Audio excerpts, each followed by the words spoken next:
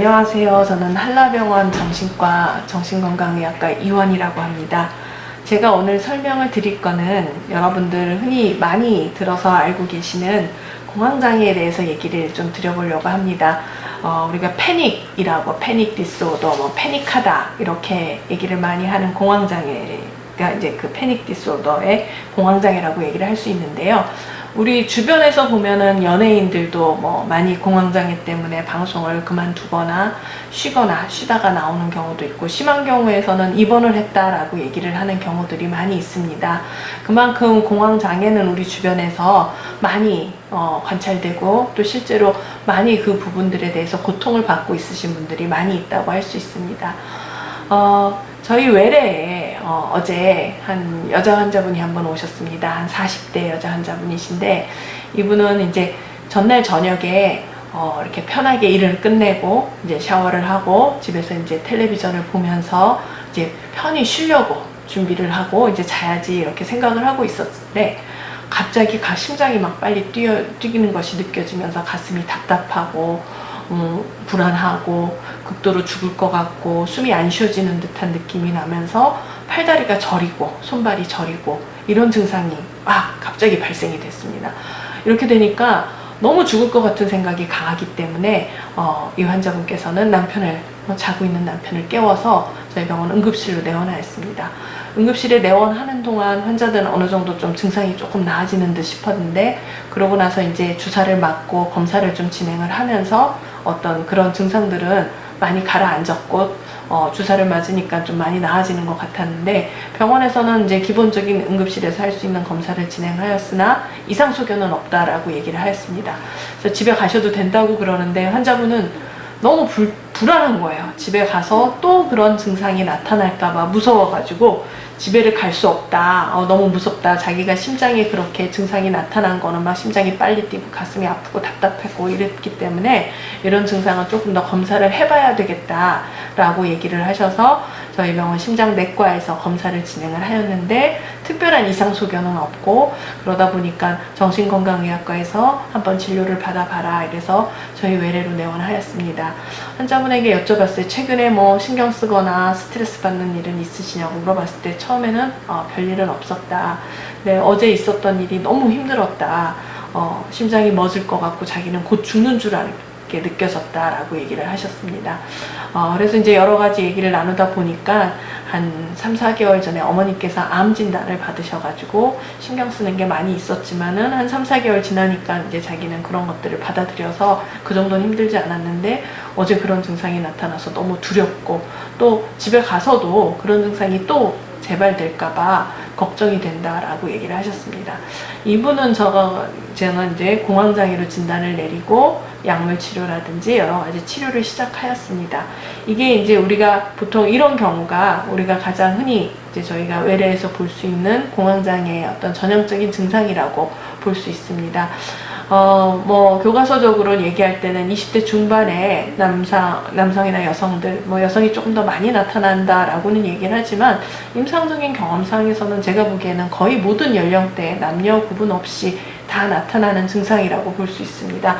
전형적인 증상으로는 심장이 막 뛰고, 굉장히 심장이 빨리 뛰는 느낌이 나면서 온몸에 땀이 나고, 그 다음에 몸을 떤다든지, 그 다음에 숨이 짧아지는 느낌, 내지는 질식할 것 같은 느낌, 그 다음에 가슴이 아프거나 가슴이 굉장히 불편하고 구토가 올라온다든지 배가 굉장히 빵빵하게 느껴지는 그런 느낌이 들 수가 있고요. 갑자기 어지럽다든지 기절할 것 같은 느낌이 들고, 그 다음에 굉장히 이렇게 막 추워서 막 떠는 듯한 증상과, 혹은 열이 확 올라오는 듯한 느낌을 느낄 수도 있고요. 그 다음에 이 팔다리가 저린다든지 이런 증상, 그 다음에 내가 미쳐버릴 것 같은 느낌, 그 다음에 죽을 것 같은 생각, 이게 전형적인 공황장애, 그 공황 발작의 증상이 있고요.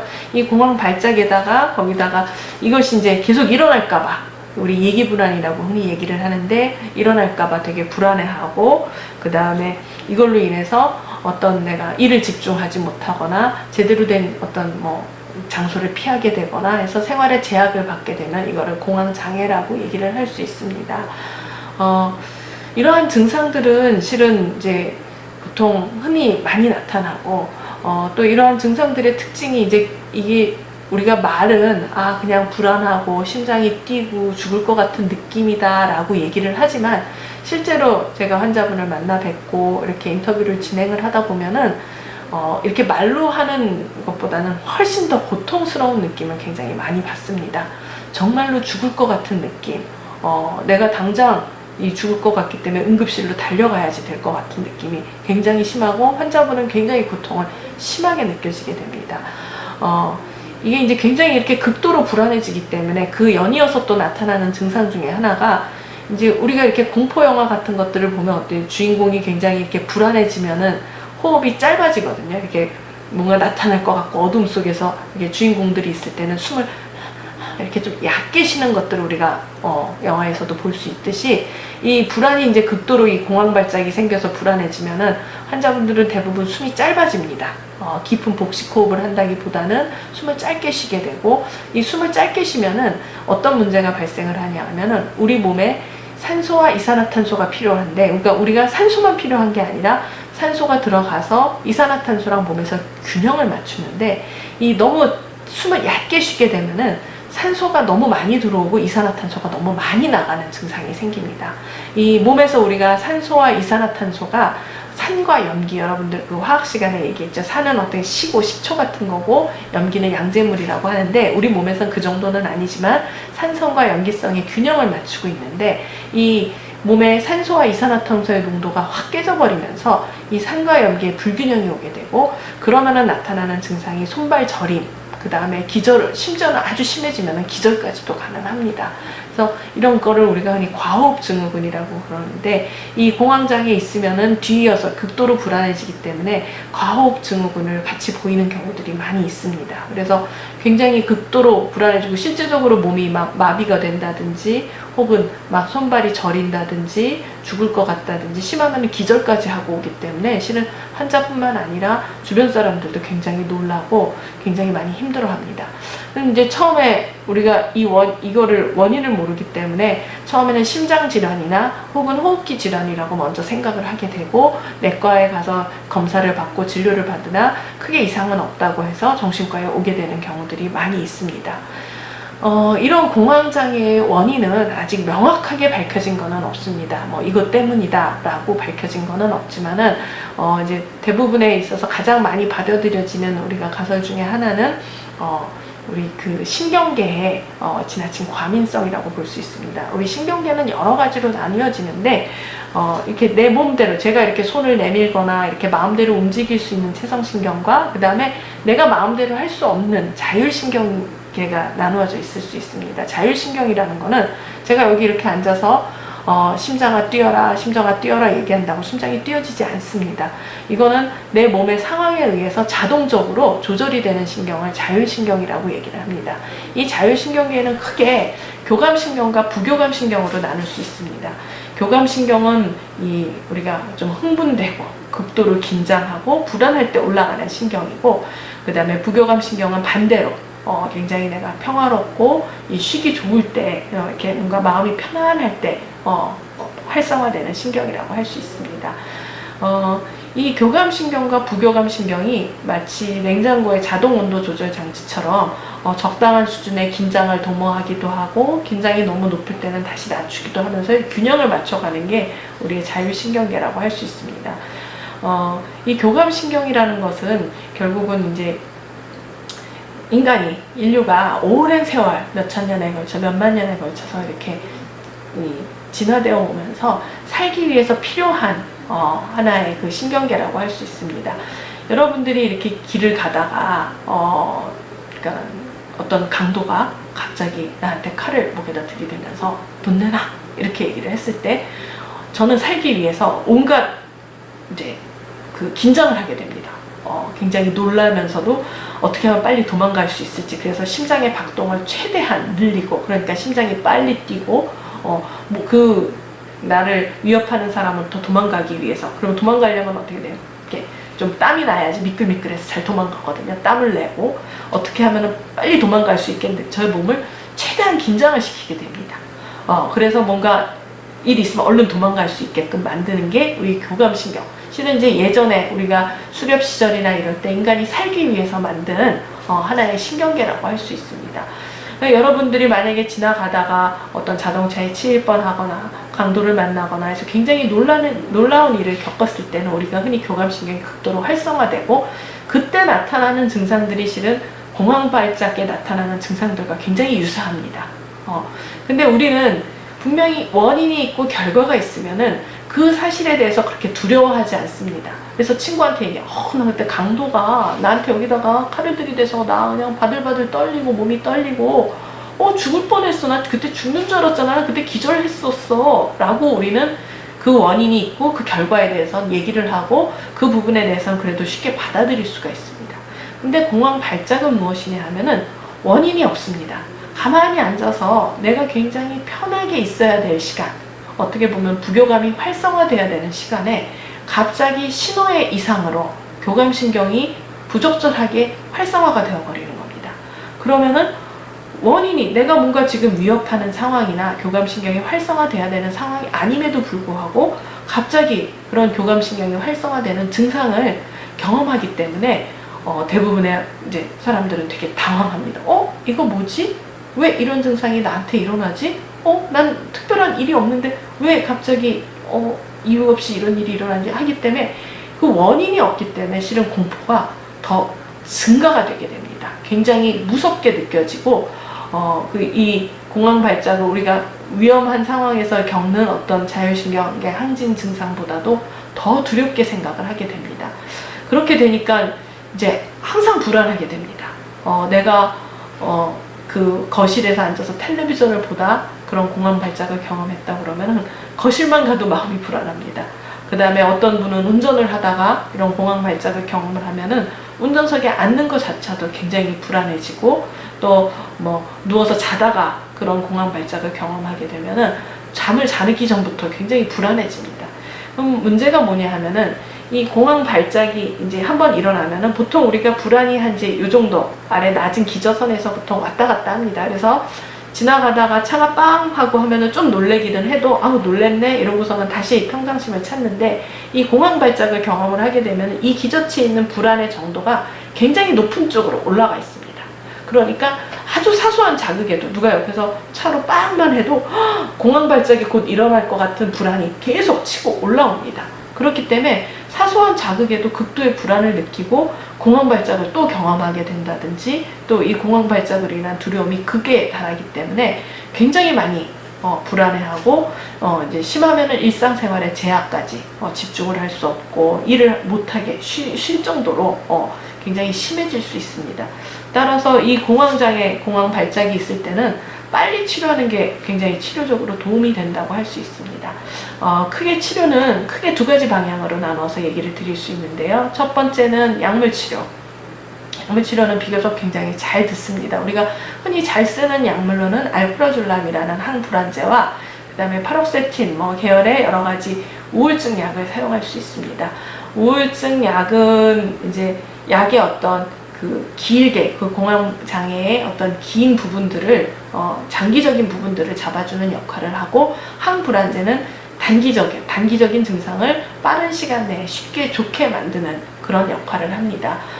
일단 이 항불안제를 먹으면은 증상이 급격하게 좀 좋아지는 것을 느낄 수 있고, 또 항우울제는 이제 이 항불안제는 약간의 어떤 중독성이나 이런 게 있을 수 있기 때문에 장기적으로 볼 때는 중독성이 없고 비교적 안전한 항우울제를 사용함으로써 증상을 완화시켜주고 잡아주는 역할을 합니다. 그래서 처음에는 항불안제와 항우울제를 같이 사용을 하다가 나중에 증상이 좋아지면은 항불안제는 빼고 항우울증 약만 지속적으로 쓰게 되는 경우들도 많이 있습니다. 이게 이제 약물 치료고, 그 다음에 이제 약물 치료 다음에 쓸 수 있는 방법은 인지행동 치료입니다. 인지행동 치료에는 이제 우리가 실은 이 공황 발작이나 공황 장애의 증상이 실은 이 질환으로 인해서 죽는 거는 아니거든요. 이 신호등의 이 신경의 신호 이상으로 교감신경이 지나치게 항진돼서 일어나는 증상이기 때문에 이걸로 인해서 심장마비나 뇌출혈이나 이런 걸로 큰 중한 질환이 아니고, 이제 시간이 버티고 증상이 완화되면은 이게 죽음에 이르는 병이 아니기 때문에 그거를 이제 교육을 하는 겁니다. 이것이 우리가 그 원인을 모르고 당했던 그러한 공황 발작의 증상에 대해서 어떤 원인에 의해서, 어떤 기전에 의해서 어떻게 생긴 거고, 이것들을 내가 견뎌 나가고 어떻게 내가 얘들을 잘 길들여서 조절해 나갈지, 그거에 대해서 얘기하는 것들이 주로 인지행동치료라고 할 수 있습니다. 그래서 이제 그런 어떤 공황 발작, 공황 장애에 대한 교육을 시행하고, 그거를 견디는 여러 가지 뭐 이완요법을 한다든지, 그 다음에 명상을 한다든지, 이렇게 호흡법들을 배워가지고 그런 것들이 왔을 때 내가 어떻게 대처할지 적을 알고 나를 알게끔 만들어서 그거를 이겨나갈 수 있게 도와드리는 게 인지행동치료라고 할 수 있습니다. 대부분 이제 치료를 하게 되면은 처음에는 이제 약을 먹고 급격히 많이 좋아집니다. 그래서 이제 한 달, 두 달 정도 먹고 나면은 이제 환자분들께서 대부분 좋아지시면은 와서 묻습니다, 저한테. 어느 정도 먹어야 되나요? 평생 먹어야 되나요? 이걸 얼마 먹으면은 치료될 수 있나요? 라고 얘기를 많이 물어보는데, 실은 이게 답이 없습니다. 어떤 분들은 뭐 먹고 금방 좋아지고 그 뒤로도 증상이 안 나타나서 쉽게 약을 끊는 분이 있는가 하면은, 어떤 분들은 또 약을 계속 먹어도 증상이 좀 오래 가는 경우들도 있고, 어떤 분들은 또 증상이 좋아졌지만 무서워서 계속 나는 그런 것들을 경험하기 싫어 이래가지고 계속 약을 복용하시는 분들도 있습니다. 대부분 이제 제가 이렇게 임상적으로 느끼는 거는, 질환이 좀 심할 때도 있고, 좀 어쩔 때는 정말 약을 안 먹고 한 2, 3년 정도는 약 안 먹고도 잘 지낼 만큼 또 좋은 시기들이 올 때도 있고, 어느 정도 그것도 또 이제 개인적인 어떤 스트레스나 상황에 의해서 좀 같이 연관되는 경우가 많이 있습니다. 그래서 저 같은 경우는 일단은 항불안제, 항우울제 쓰다가 좋아지시면 항불안제는 될 수 있으면 줄이고 항우울제 복용을 하시다가 증상이 좋아지시면은 약을 이제 줄여보거나 끊어보고, 정 힘들면은 비상시 약을 좀 가지고 다니면서 좀 내가 힘든 상황이나 느낌이 올 때 약을 복용해서 그 힘든 것들을 좀 넘어갈 수 있게 좀 도와드립니다. 약을 가지고 있는 것만으로도 환자분들 중에서 이렇게 마음이 되게 안정이 된다라고 얘기를 하는 경우들도 많고요.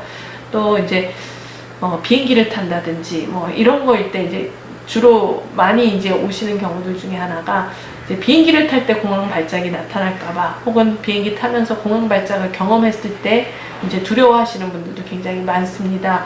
비행기를 타고 뭐 짧게는 1시간, 길게는 뭐 2~3시간, 혹은 더 뭐 해외 멀리 나갈 때 어떻게 해야 되느냐, 근데 뭐 출장을 가야 된다든지 반드시 가야 되는 상황에는 어떻게 하느냐 하는 경우에서는, 저 같은 경우는 이제 필요시약을 좀 처방을 드립니다. 그래서 비행기를 타기 한 30분 전이나 1시간 전에 미리 약을 복용하고, 정 증상이 조절이 안 될 때는 비행기 타서도 약을 좀 복용을 하고, 그러면은 증상을 좀 쉽게 완화하면서 넘어갈 수 있는, 그렇게 이제 치료적으로 좀 많이 도와드리고 있습니다. 공황 장애라는 거는 실은 죽지는 않는 병이어서 우리가 그렇게 암이나 이렇게 중하게 생각은 안 하지만은, 실제로 이 공황 발작을 경험하는 분들은, 아까도 실은 연예인들이 이 중간에 활동을 쉰다는 게 굉장히 힘든 결정임에도 불구하고 활동을 쉬어야 할 만큼, 그만큼 본인 그 공황 발작을 경험하는 당사자들은 굉장히 힘이 듭니다. 그래서 이것들을 이제 힘이 듦에도 불구하고 그 원인을 찾지 못하고 다른 곳에서 헤매기도 하고, 또는 이제 본인들이 또 얘기를 안 한다든지, 또는 이 치료받는 방법을 몰라가지고 다른 곳에서 헤매다가 오시는 경우들도 굉장히 많은데요. 제가 권해드린 거는, 일단 공황 발작이 오면은 빨리 치료를 하는 게 굉장히 도움이 된다고 생각이 됩니다. 그래서 빨리 이 증상을 더 키우기 전에 빨리 이 불안을 빨리 잡아가지고 증상을 좋게 만들고, 그리고 이제 약을 계속 먹기가 힘들고 이제 좀 그거 부담이 된다고 하면은 인지행동 치료라든지, 그래서 저는 이제 물론 인지행동 치료를 직접 세션을 진행을 하면 좋겠지만, 그렇지 못할 상황이 될 경우에는 환자분들한테 책을 찾아서 읽는다든지 인터넷을 좀 찾아서 그 공황장애에 대해서 공부를 하도록 좀 권유해 드리기도 합니다. 그래서 그런 것들을 알고, 그래서 임상적인 경험을 이렇게 보면은 처음에는 많이 힘들어 하셔도 이게 이제 한 몇 달 지나면서 하다 보면은 본인들도 이제 감이 생기셔서 어떻게 이제 그거를 견디는 방법이라든지, 나름대로 조금 힘들어도 바로 응급실을 가지 않고 좀 견뎌 보면은 증상이 좀 완화되고, 그렇다 보면은 이제 나중에는 조금씩 더 용감해지고, 그러다 보면은 내가 이 공황 발작 증상이 휘둘리는 것이 아니라 내가 결국 공황 발작의 증상을 좀 길들여가지고 약도 적절히 사용하고 본인의 어떤 심리적인 거나 이런 것들도 적절히 관리를 하면서 일상생활에 큰 불편 없이 잘 지내시게 되는 경우를 많이 봅니다. 그래서 이게 생각보다 굉장히 힘든 질환이기 때문에 만약에 제가 권해드린 건 빨리 치료를 받으시고, 그래서 고통을 당하시지 마시고 빨리 일상생활에 잘 지낼 수 있는 것이 좋지 않을까라고 생각을 합니다. 네, 이상입니다.